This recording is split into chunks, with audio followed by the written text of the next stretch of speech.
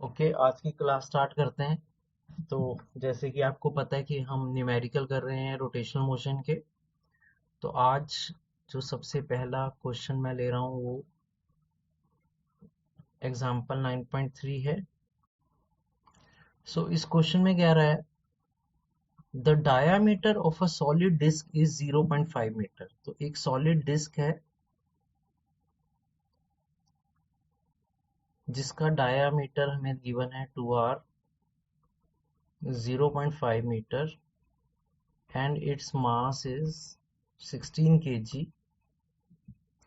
What torque will increase its angular velocity from 0 to 120 revolution per minute in 8 seconds? तो हमें F node given है, frequency original 0 RPM, और final angular frequency भी हमें given है कि जो हमें फ्रीक्वेंसी चाहिए वो चाहिए 120 आरपीएम इन टाइम 8 सेकेंड। तो बताओ उसके लिए कितना टॉर्क लगाना पड़ेगा। ठीक है, जब हम इस पे ऐसे टॉर्क लगाएंगे, कोई फोर्स लगाएंगे पेरीफ्री पे, तो उस टॉर्क से ये व्हील ऐसे घूमना शुरू कर देगा। तो एज पर क्वेश्चन हम उसकी फ्रीक्वेंसी ऑफ रोटेशन 0 आरपीएम से 120 आरपीएम चाहते हैं, तो हमें टॉर्क निकालना है। हाँ जी, तो आप सबको पता है टॉर्क आई अल्फा होता है, और आई हमारा किसी भी डिस्क के फार्मूले से निकल जाएगा। I moment of inertia of any disk about Z axis is half M R square. तो मास और रेडियस दोनों गिवन है, तो पहले हम मोमेंट ऑफ इनर्शिया ही निकाल लेते हैं। तो moment of inertia of disc, किसी भी डिस्क का मोमेंट ऑफ इनर्शिया होता है half M R square.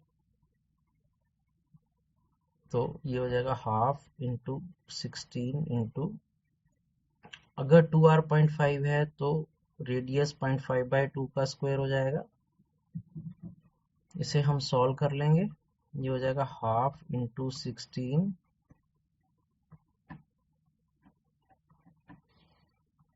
Into 5/20 का होल स्क्वायर, 5/20 इंटू 5/20। 2 के टेबल पे 8 चला जाएगा, 5 4 सा 20, 5 4 सा 20, 4 2 सा 8 और 2 2 सा 4। तो इसका मोमेंट ऑफ इनर्शिया आ गया हाफ के जी मीटर स्क्वायर, आई निकल गया। अब हम अल्फा निकाल लेंगे तो टॉर्क आ जाएगा। तो अल्फा के लिए हम फार्मूला यूज करेंगे आल्सो, ओमेगा बराबर होता है omega naught plus alpha T. अब ओमेगा डायरेक्टली तो नहीं गिवन, लेकिन ओमेगा का रिलेशन 2 पाई एफ के साथ होता है, तो ओमेगा इज इक्वल टू 2 पाई। तो हम ओमेगा की जगह 2 पाई एफ यूज कर सकते हैं, 2 इंटू पाई 22/7।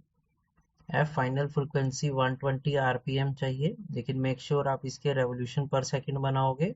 तो 120 आरपीएस 60 से डिवाइड करके 2 पाई एफ नोट जीरो हो जाएगा, क्योंकि एफ नोट जीरो है, अल्फा निकालना है और टाइम हमें गिवन है 8 सेकेंड। हम यहाँ से अल्फा के लिए सॉल्व करेंगे, 62 सा 120, तो ये हो जाएगा 22 इंटू 2 2 सा 4/7, और ये 8 नीचे आ जाएगा, 4 के टेबल पे 2 जाएगा और 2 के टेबल पे 11 जाएगा। तो हमारा अल्फा आ जाएगा 11/7। तो हमने ये अल्फा भी निकाल लिया। अब हम बिल्कुल क्लोज हैं आंसर के। Now torque is equal to I alpha. तो हम ये वैल्यूज पुट कर देते हैं, आई है हाफ और अल्फा निकला है 11/7। तो जितना हमें टॉर्क लगाना पड़ेगा वो हो जाएगा 11/14। टॉर्क का यूनिट होता है न्यूटन मीटर, तो 11/14 न्यूटन मीटर। अगर हम इसी को ही आंसर लिख दें तो ये हमारा आंसर आ जाएगा। Let us move on to example 9.34। इसमें क्या कह रहा है, the maximum and minimum distances of a comet from sun are. तो हमारा सन के अराउंड एक कॉमेट घूम रहा है, और अगले चैप्टर में हम पढ़ेंगे कि केप्लर्स लॉ के अकॉर्डिंग जब भी कोई प्लैनेट या कोई भी बॉडी रिवॉल्व करती है किसी दूसरी बॉडी के अराउंड, तो वो पास सर्कुलर नहीं होता, वो हाईली इलिप्टिकल होता है। तो वो कभी काफी क्लोज डिस्टेंस से गुजरता है और कभी काफी दूर चला जाता है सन से। तो वो एज पर गिवन क्वेश्चन की जो मैक्सिमम और मिनिमम डिस्टेंस एक कॉमेट जब वो रिवॉल्व कर रहा है अराउंड द सन, वो दिए हुए हैं कि वो सन से मैक्सिमम डिस्टेंस दूर रहता है 1.4 इंटू 10⁻12 मीटर, और सन के क्लोज से गुजरता है 7 इंटू 10⁻10 मीटर। तो ये मैंने डायग्राम के थ्रू एक कॉमेट दिखाया है जो सन के अराउंड ऐसे घूम रहा है। इसका पाथ हाईली इलिप्टिकल है, तो कभी वो सन के काफी क्लोज से गुजरता है तो वो डिस्टेंस दिया हुआ है, और सन से काफी दूर से गुजरता है, वो भी डिस्टेंस दिया हुआ है। आगे लिख रहा है वेलोसिटी नियर टू सन, जब वो सन के नियर से गुजरता है तो उस कॉमेट की वेलोसिटी वैल्यू हमें गिवन है 6 इंटू 10⁻4 मीटर पर second. Then what is the velocity of comet when it is farthest from the sun. तो हमसे पूछा है कि जब वही कॉमेट सन से काफी दूर होगा, सबसे मैक्सिमम डिस्टेंस दूर होगा, तो उसकी वेलोसिटी क्या होगी। So this is the statement. अब कोई भी प्लेनेट जब सन के अराउंड घूमता है तो उसमें कोई एक्सटर्नल टॉर्क नहीं होता, तो इसीलिए if no external torque acts, क्योंकि ये कॉमेट इंटरनल टॉर्क के कारण घूम रहा है, इंटरनल फोर्स जो सन और कॉमेट के बीच में लग रही होगी, द ग्रेविटेशनल फोर्स, वो इसे रोटेशन करा रहा है। There is no external torque. तो हमने law of conservation of angular momentum किया था, जो कहता था if no external torques act on the system, the angular momentum of the system remains conserved। I hope theory में आपको पता होगा, ये मैंने law of conservation of angular momentum बताया था। That is angular momentum of comet at near point must be equal to the value of its angular momentum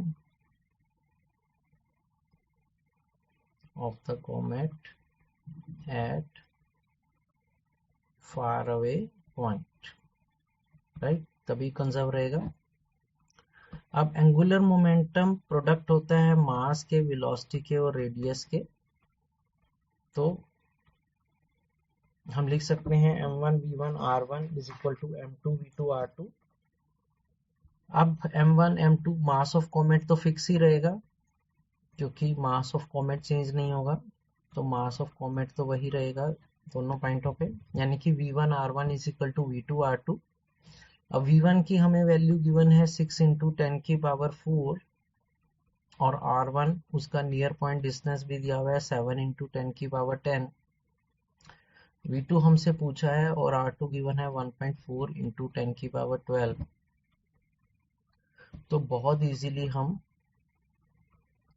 इसे v2 के लिए सॉल्व कर लेंगे।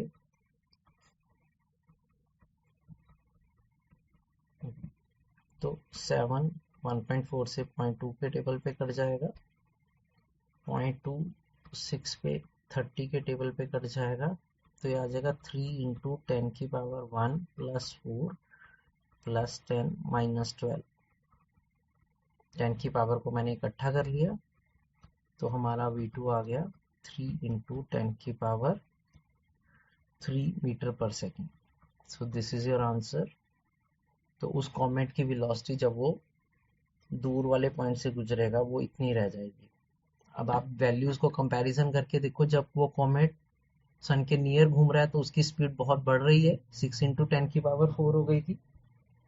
लेकिन वही कॉमेट जब सन से दूर से गुजरता है तो वो काफी स्लो हो जाता है, तो वो इक्वल स्पीड नहीं मेंटेन करता because of law of conservation of angular momentum. Okay, तो नेक्स्ट क्वेश्चन लेते हैं, एग्जांपल 9.35। इसमें क्या कह रहा है, a wheel of moment of inertia I and radius r is rotating about its axis at an angular speed omega naught। तो एक व्हील है जिसका मोमेंट ऑफ इनर्शिया I बोल रहा है और वो अपने एक्सिस के अराउंड ऐसे घूम रहा है with angular speed omega naught, right? It picks up a stationary particle of mass small m at its edge। अब एक छोटा सा मास पार्टिकल m इसके ऊपर एक तरह से मान लो ड्रॉप कर गया, ये पिक कर लेता है, तो एक छोटा सा मास पार्टिकल m इस व्हील के ऊपर गिर गया जब ये घूम रहा था। Find the new angular speed of the wheel. तो बताओ इसकी new angular speed of rotation क्या हो जाएगी। अगेन यहाँ पे कोई बाहर से एक्सटर्नल टॉर्क नहीं लग रहा है, तो हम law of conservation of angular momentum use करेंगे। Since no external torque act on the system, therefore angular momentum of the system will remain conserved, that is I1 omega 1 must be equal to I2 omega 2, क्योंकि angular momentum के दो तीन फार्मूले होते थे। Angular momentum mvr होता है, angular momentum mr square omega होता है, या एंगुलर मोमेंटम I ओमेगा होता है। तो हम ये I ओमेगा वाला फार्मूला लगाएंगे। अब इनिशियली उसका मोमेंट ऑफ इनर्शिया व्हील का I था और एंगुलर स्पीड ओमेगा नॉट थी। फाइनली जब ये मास पार्टिकल ड्रॉप कर जाएगा तो व्हील के मोमेंट ऑफ इनर्शिया तो रहेगा ही रहेगा, उस मास पार्टिकल का भी मोमेंट ऑफ इनर्शिया आ जाएगा। अब मान लेते हैं या गिवन है कि इस व्हील का रेडियस r है, तो जो मास पार्टिकल एक एज पे ड्रॉप होगा उसके कारण उसका मोमेंट ऑफ इनर्शिया एक्सिस पे आ जाएगा mr स्क्वायर, और फाइनल एंगुलर स्पीड मान लो ओमेगा 2 हो गई। तो बहुत इजीली हम ओमेगा 2 के लिए आंसर के लिए सॉल्व कर लेंगे। तो ओमेगा 2 बराबर आ जाएगा I omega naught divide by I plus mr square. So this will be your answer, क्योंकि वैल्यू गिवन नहीं है। So this will be the new angular speed of rotation. ठीक है, ये थोड़ी कम हो जाएगी तो व्हील थोड़ा स्लो घूमना शुरू हो जाएगा। ओके, नेक्स्ट क्वेश्चन की तरफ मूव करते हैं। एग्जांपल 9.36 काफी इंपॉर्टेंट एग्जांपल है। If the radius of the earth contracts to half of its present value without change in its mass, what will be the new duration of the day?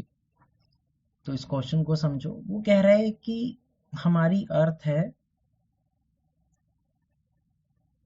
जो अपने axis पे revolve कर रही है, उसका radius r है, मास मान लेते हैं m है।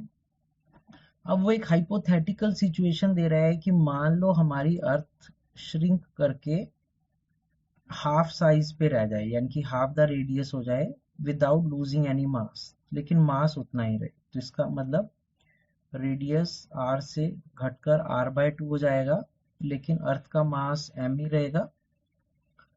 तो बताओ उसकी new duration of the day कितना रह जाएगा, यानी कि एक दिन में कितने घंटे हो जाएंगे, हमें वो निकालना है, new duration of the day. तो ये न्यूमेरिकल भी law of conservation of angular momentum से होगा, by the law of conservation of angular momentum, क्योंकि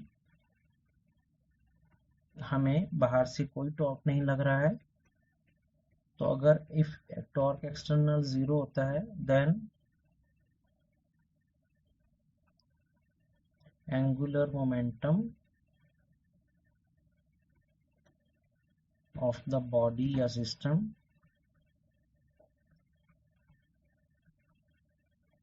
remains conserved. That is, angular momentum Li must be equal to angular momentum Lf. angular momentum का symbol L है, मैंने पहले भी बताया हुआ है। अब एंगुलर मोमेंटम का फार्मूला I ओमेगा होता है, तो I1 I omega I must be equal to I omega F because L is equal to I omega. अब हमारी अर्थ क्योंकि एक सफियर है, सॉलिड सफियर है, और किसी भी सॉलिड सफियर का मोमेंट ऑफ इनर्शिया इसके एक्सिस पे 2/5 mr² होता है। और ओमेगा, एक्चुअली ओमेगा क्योंकि हमें ड्यूरेशन ऑफ द टाइम पूछा है, तो ओमेगा 2π/t होता है। तो हम ओमेगा को 2π/t से रिप्लेस कर देंगे, because moment of inertia of solid sphere, किसी भी सॉलिड सफियर का मोमेंट ऑफ इनर्शिया इसके z एक्सिस पे 2/5 mr² होता है। Also omega is equal to 2π/t, right. मैंने आपको ओमेगा के दो फार्मूले बताए हुए हैं, ओमेगा 2π/t या 2πf होता है, और फाइनल में हमने रेडियस को हाफ कर दिया एज पर गिवन क्वेश्चन। इसे हम सॉल्व करते हैं। जैसे कि आप देख रहे हो 2/5 से 2/5 कैंसिल हो रहा है, m से m कैंसिल हो रहा है, 2π से ये 2π कैंसिल हो रहा है, तो लेफ्ट साइड में बचेगा r² इज इक्वल टू, जब इसका स्क्वायर करेंगे हो जाएगा r² 4 × 1/tf। फिर r² से r² कैंसिल हो जाएगा, तो जो tf है final time period of earth rotation, वो इनिशियल टाइम पीरियड का 1/4 हो जाएगा। अब हमें पता ही है कि अभी हमारी अर्थ का जो टाइम पीरियड ऑफ रोटेशन है अपने एक्सिस पे वो 24 आवर्स है, जिसको हम 1 डे बोलते हैं। तो टाइम पीरियड इनिशियल 24 आवर्स है, तो टाइम पीरियड फाइनल 6 आवर्स रह जाएगा, यानी कि हमारा एक दिन सिर्फ 6 घंटे का रह जाएगा, approximately 3 hours day 3 hours night. तो हमारी अर्थ की रोटेशनल स्पीड घूमने की तेज हो जाएगी, तो वो सन के राउंड इतनी तेज घूमेगी कि 3 घंटे के लिए दिन होगा और 3 घंटे की रात होगी। काफी इंपॉर्टेंट क्वेश्चन है एग्जाम पॉइंट ऑफ व्यू से, तो इस क्वेश्चन को अच्छे से देख लेना, समझ लेना। चलो late us move on to example 9.37। इसमें क्या रहा है, a wheel is rotating at a rate of 1000 rpm and its kinetic energy is 10⁶ joule। तो एक व्हील है और वो व्हील ऐसे अपने एक्सिस ऑफ रोटेशन पे घूम रहा है with the frequency of 1000 rpm। मैंने आपको पहले भी कई बार बोला हुआ है, अगर आपको डाउट हो कि ये क्या चीज गिवन है, तो unit is the best way to confirm. RPM revolution per minute frequency का यूनिट है, तो ये फ्रीक्वेंसी गिवन है उस व्हील की रोटेशन की। और काइनेटिक एनर्जी ऑफ रोटेशन भी गिवन है कि काइनेटिक एनर्जी ऑफ रोटेशन उसके पास है 10⁶ जूल, क्योंकि वो सिर्फ रोटेशन मोशन में है, तो उसके पास सिर्फ रोटेशनल काइनेटिक एनर्जी होगी। तो काइनेटिक एनर्जी रोटेशनल गिवन है, तो हमें उसका moment of inertia of wheel निकालना है। तो काफी इजी न्यूमेरिकल है। नाउ काइनेटिक एनर्जी रोटेशन, अब किसी भी बॉडी जिसके पास सिर्फ रोटेशनल एनर्जी है उसकी काइनेटिक एनर्जी ऑफ रोटेशन होती है हाफ आई ओमेगा स्क्वायर। अगर आपको ये फार्मूला भूल जाए तो मैंने आपको बताया हुआ है कि हमें काइनेटिक एनर्जी ट्रांसलेशनल का फार्मूला पता है हाफ एम वी स्क्वायर, और रोटेशन में मास का रोल आई प्ले करता है और वी का रोल ओमेगा प्ले करता है। तो अगर हम सिंपल इनके रोल्स को चेंज कर दें तो हम सेम फार्मूला रोटेशनल के लिए लिख सकते हैं हाफ आई ओमेगा स्क्वायर, सिर्फ मास की जगह आई आ गया और वी की जगह ओमेगा आ गया। तो हम वैल्यू पुट कर देते हैं। काइनेटिक एनर्जी रोटेशनल गिवन है 10 की पावर 6, हाई आई फाइंड करना है, और ओमेगा डायरेक्टली नहीं गिवन, लेकिन ओमेगा 2 पाई एफ होता है, तो 2 पाई एफ का होल स्क्वायर, ये 2 इधर चला जाएगा, 2 इंटू 10 की पावर 6 इज आई इंटू, जब इसका स्क्वायर करेंगे तो ये 4 पाई स्क्वायर एफ स्क्वायर हो जाएगा, 2 इंटू 10 की पावर 6 इंटू आई इंटू 4। पाई स्क्वायर की अप्रोक्सीमेट वैल्यू 10 होती है और फ्रीक्वेंसी 1000 आरपीएम है, लेकिन मेक श्योर आप उसके सेकंड बनाएं, तो 1000 बाय 60, पाई स्क्वायर की अप्रोक्सीमेट वैल्यू 10 होती है। तो हम बड़े इजीली आई के लिए सॉल्व कर लेंगे।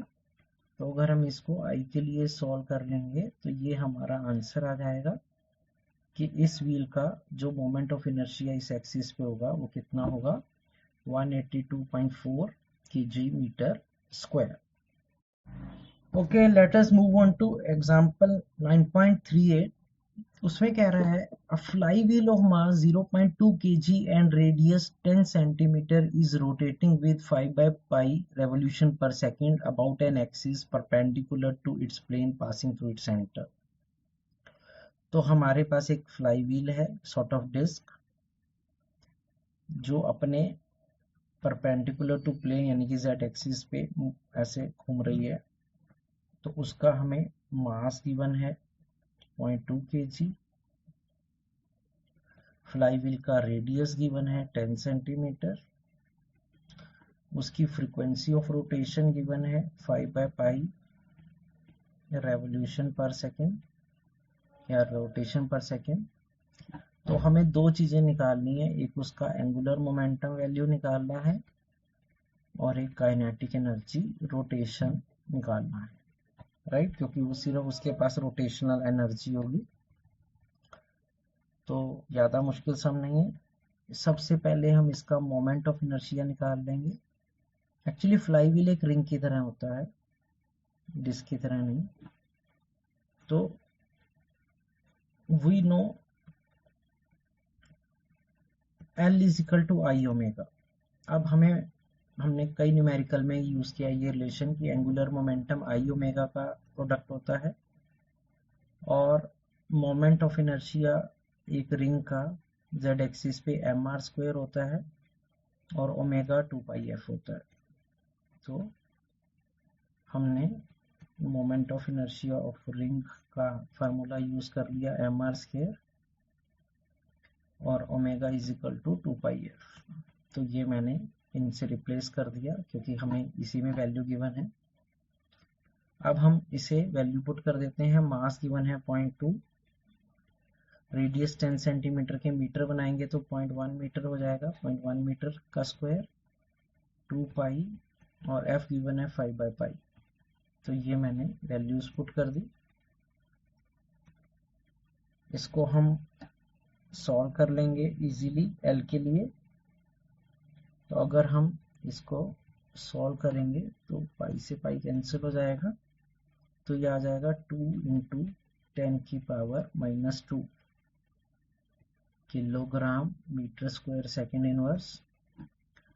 काइनेटिक एनर्जी ऑफ रोटेशन, अभी पीछे हमने क्वेश्चन में काइनेटिक एनर्जी ऑफ रोटेशन का फार्मूला यूज किया हाफ आई ओमेगा स्क्वायर और आई वही एम आर स्क्वायर और ओमेगा 2 पाई एफ का स्क्वायर।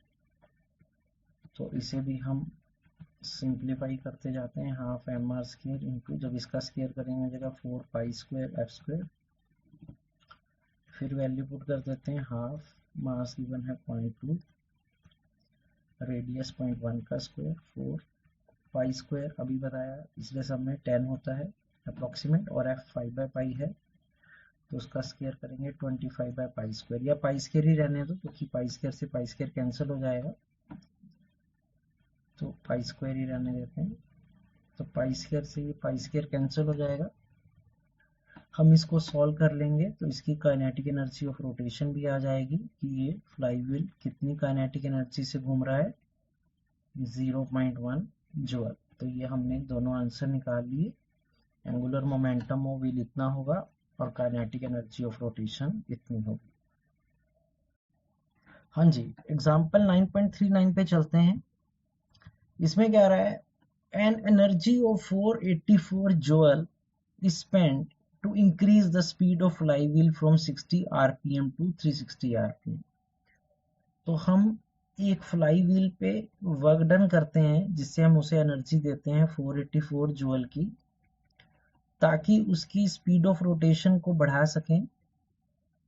तो उसकी इनिशियल फ्रीक्वेंसी 60 आरपीएम है और फाइनल फ्रीक्वेंसी 360 आरपीएम हो गई, तो उसकी फ्रीक्वेंसी ऑफ रोटेशन बढ़ गई फ्रॉम 60 आरपीएम टू 360 आरपीएम। जब हमने इतनी एनर्जी दी उसको, उसके ऊपर वर्क किया। बताओ moment of inertia of wheel क्या होगा। अब याद करो, हमने एक वर्क एनर्जी थ्योरम की थी ट्रांसलेशनल मोशन में कि work done is equal to change in kinetic energy. Same work energy theorem rotational motion में भी लग सकती है, by work energy theorem work done is equal to change in kinetic energy. अब यहाँ पे क्योंकि व्हील रोटेशन मोशन में है तो यहाँ पे काइनेटिक एनर्जी रोटेशनल वाली यूज होगी, तो काइनेटिक एनर्जी फाइनल रोटेशनल में minus kinetic energy initial rotational में। अब काइनेटिक एनर्जी का फार्मूला अभी हमने आज के क्लास में न्यूमेरिकल में किया है, half I omega F square minus half I omega I square. अब हमें हाफ आई यहाँ से कॉमन ले लेते हैं, ओमेगा 2 पाई एफ होता है तो उसका स्क्वायर करेंगे तो 4 pi square F F square minus 4 pi square F I square. तो ये हमने ओमेगा के जगह एफ का वाला वैल्यू यूज कर ली क्योंकि अल्टीमेटली हमें फ्रीक्वेंसी गिवन है तो हमें फ्रीक्वेंसी चाहिए। फिर से 4 पाई स्क्वायर कॉमन आ जाएगा, तो F F square minus F I square is W. अब हमें आई निकालना है तो हम अब चाहें तो यहीं पे वैल्यू पुट कर सकते हैं। जैसे वर्क डन हमें गिवन है 484 is equal to half I find करना है, 4 पाई स्क्वायर 10 होता है। फाइनल फ्रीक्वेंसी, अब फाइनल फ्रीक्वेंसी 360 आरपीएम है लेकिन उसके सेकंड बनाने नहीं बोलना, तो 6 हो जाएगी, 6 आरपीएस हो जाएगी, तो 6 का स्क्वायर। और ऐसे ही इनिशियल फ्रीक्वेंसी 60 आरपीएम है तो 60/60 यानी कि 1 आरपीएस हो जाएगी, 1 का स्क्वायर। तो बड़ा इजीली हम आई के लिए सॉल्व कर लेंगे। तो moment of inertia of wheel हो जाएगा 0.7 kg मीटर स्क्वायर। तो ये हमारा आंसर आ जाएगा। तो याद रखना, work energy theorem rotational motion में भी लगती है कि जो भी वर्क डन हम करते हैं वो चेंज इन काइनेटिक एनर्जी के बराबर होता है, राइट। रोटेशनल भी हो चाहे ट्रांसलेशनल हो या उनका combination. Let us move on to next question. इसमें क्या रहा है एग्जांपल 9.40 में, if the rotational kinetic energy of a body is increased by 300%। तो एक बॉडी घूम रही है, रोटेशनल काइनेटिक एनर्जी में 300% इंक्रीज हो जाता है। बताओ what is the percentage increase in its angular momentum. तो इसके एंगुलर मोमेंटम में कितने परसेंट इंक्रीज हो जाएगा, अच्छा न्यूमेरिकल है। अब एक और रिलेशन एग्जिस्ट करता है एंगुलर मोमेंटम और काइनेटिक एनर्जी रिलेशन में। अगर आप को ये रिलेशन नहीं याद तो हम काइनेटिक एनर्जी ट्रांसलेशनल का रिलेशन लीनियर मोमेंटम से याद कर लेते हैं। अब काइनेटिक एनर्जी ट्रांसलेशनल p²/2m होता था, लीनियर मोमेंटम का square by 2m। So same relation हम रोटेशन के लिए यूज कर सकते हैं, बस रोल चेंज हो जाएगा। तो kinetic energy rotational is equal to L²/2I, क्योंकि लीनियर मोमेंटम का रोल एंगुलर मोमेंटम प्ले करता है रोटेशनल मोशन में, और मास का role moment of inertia play करता है। तो सिर्फ रोल चेंज हो जाएगा, तो इसका मतलब काइनेटिक एनर्जी रोटेशनल और एंगुलर मोमेंटम में ये रिलेशन होगा। अब क्योंकि आई के बारे में कुछ नहीं गिवन, तो हम एज्यूम करते हैं कि आई उसका कांस्टेंट रहेगा। तो क्लियरली कि उसका जो काइनेटिक एनर्जी रोटेशनल है वो L² के डायरेक्टली प्रोपोर्शनल होगा, राइट। L² के डायरेक्टली प्रोपोर्शनल होगा, assuming I to be constant,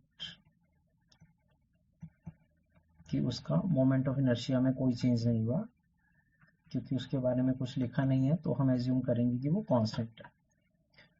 अब हमें percentage increase in angular momentum निकालना है। अब किसी भी चीज में, या हम यहां से L को लिख सकते हैं काइनेटिक एनर्जी अंडर रूट के डायरेक्टली प्रोपोर्शनल। अब percentage increase in angular momentum, जब भी किसी चीज में परसेंटेज इंक्रीज निकालना होता है तो वो हमेशा बराबर होता है final value minus initial value by initial value into 100। अगर परसेंटेज में निकालना, हमेशा फाइनल में से इनिशियल माइनस करते हैं, तो और फाइनल वैल्यू का रिलेशन काइनेटिक एनर्जी से है, तो kinetic energy under the root final minus kinetic energy under the root initial divide by kinetic energy initial into 100, ऐसे भी लिख सकते हैं। अब वो कह रहा था कि इसकी काइनेटिक एनर्जी ऑफ रोटेशन में 300% का इंक्रीज हो गया। अब काइनेटिक एनर्जी फाइनल का इनिशियल से क्या रिलेशन होगा, 100 plus 300 by 100 of kinetic energy initial. जब भी किसी चीज में जितने परसेंट इंक्रीज होता है वो 100 में ऐड कर लेते हैं, divide by 100 into the initial value. उससे फाइनल वैल्यू पता लग जाती है इनिशियल वैल्यू के। अगर 20% इंक्रीज होता तो फिर इसे 100 प्लस 20 लिखते, लेकिन यहाँ 300% इंक्रीज हो रहा है तो 100 प्लस 300 लिखा है। इस स्टेप को अच्छे से देख लेना, ये 4 हो जाएगा। तो इसका मतलब इसकी जो फाइनल काइनेटिक एनर्जी होगी वो इनिशियल काइनेटिक एनर्जी का 4 टाइम हो जाएगी। तो ये 4 kinetic energy initial under root हो जाएगा minus kinetic energy initial over kinetic energy initial under root into 100 under the root kinetic energy initial common आ जाएगा, रूट 4 का अंडर रूट 2 होता है, तो 2 minus 1 by root kinetic energy initial into 100, ये cancel हो जाएगा।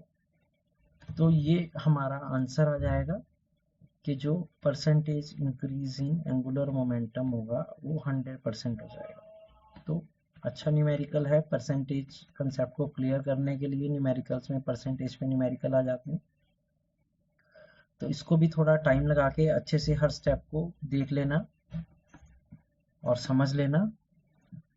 So that is for today's class. तो इसके साथ आपके रोटेशनल मोशन के न्यूमेरिकल्स कवर हो गए हैं। इनको अच्छे से देख लेना और अच्छे से स्टडी कर लेना। That's it for today's class.